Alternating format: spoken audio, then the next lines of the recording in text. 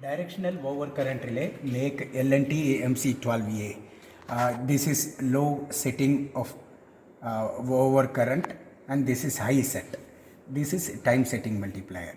Say here in the manual it has been clearly mentioned the dip switches position. If all switches in time setting multiplier is off, my time setting multiplier timing will be 0.1 second.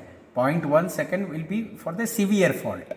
Say if I switch on off and fourth switch is a on condition, it becomes 0.2. Like this we have different configurations. In this as of now I have switched on off on. Say if it is off on then it becomes 0.6 seconds. That this time will appear only at the severe fault. So then we will go back to our time setting, current setting. Say we don't need high setting. Say here we are going to find out the IDMT characteristics. So we will only change the positions of A. Say here also LNT has given us the scale. If the switch positions are off, then my range will be 10%. 10% of my input current, that is 5 ampere. My input current is of 5 ampere. So like this is one method of finding out the fault current. Say here also it has been clearly mentioned of different configurations from 10 to 40%. These relays are available from 10 to 40% or 20 to 80%, 50 to 200%. But this relay is of 10 to 40% only. Then we need to take only these readings. Say here we do have a second methodology to find out the fault current. That is in page number 7. See here to find out the fault current, I sense is equal to 0.1 into R. R for 10 to 40% is 1. So our R is fixed at 1 plus again R is 1 plus R into some A. Say I switched on second and third in on. So second is 0.08 and third is 0.04. So it becomes 0.12. And into input current. Input current is 5 ampere. So if we calculate with this, then we say here 0.1 into 1, it becomes 0.1 plus 1 into 0.12, it becomes 0.12. 0.12 plus 0.1 into 5, you will get 1.1. You will get 1.1. 1.1. Here the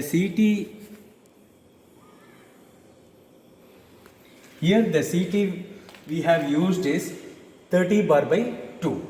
Because my input current itself is 25 ampere, but we can go up to 30 ampere. For that reason, we have designed our CT ratio of 30 bar by 2. Say what is my CT ratio? 30 divided by 2 is equal to 15. 15 is my CT ratio. To find out the fault current, say we have calculated this sum IS. IS we got the value of 1.1.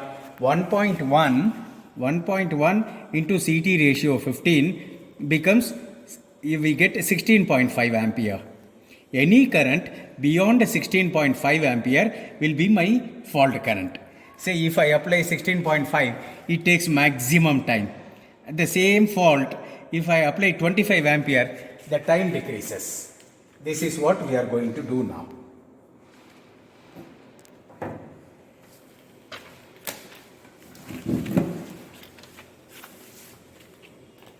Slowly I'll say my test button is in on condition. I switched off my auxiliary supply because I do not want my timer to start working now. I'll create a fault current at 16.5 amps.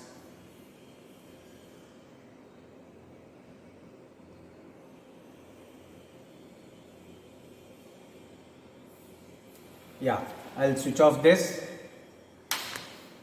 If timer is reset, you just reset it again and then you switch on auxiliary supply. My relay started working.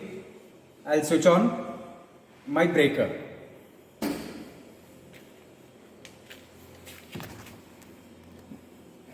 Yeah, my relay started sensing. My input current is 16.5. My timer also started ticking.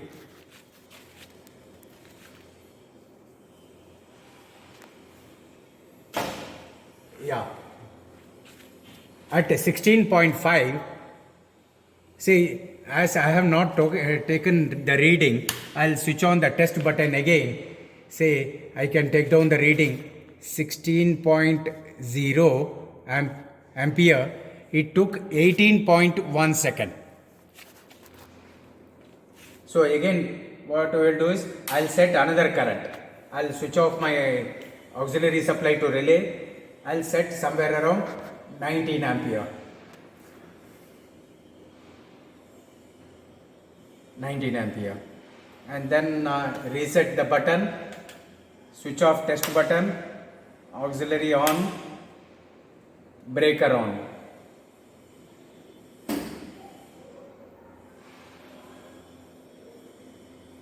It should be less than the earlier time. Yeah, at 19 ampere, it took 7 seconds. At 19 ampere, it took 7.1 second. So again, I'll switch off auxiliary. I'll set another current. I'll go to the maximum of 25. I'll switch off this.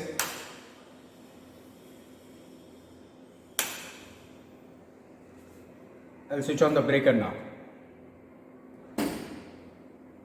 I applied a 25 ampere. It took only 2.8 seconds.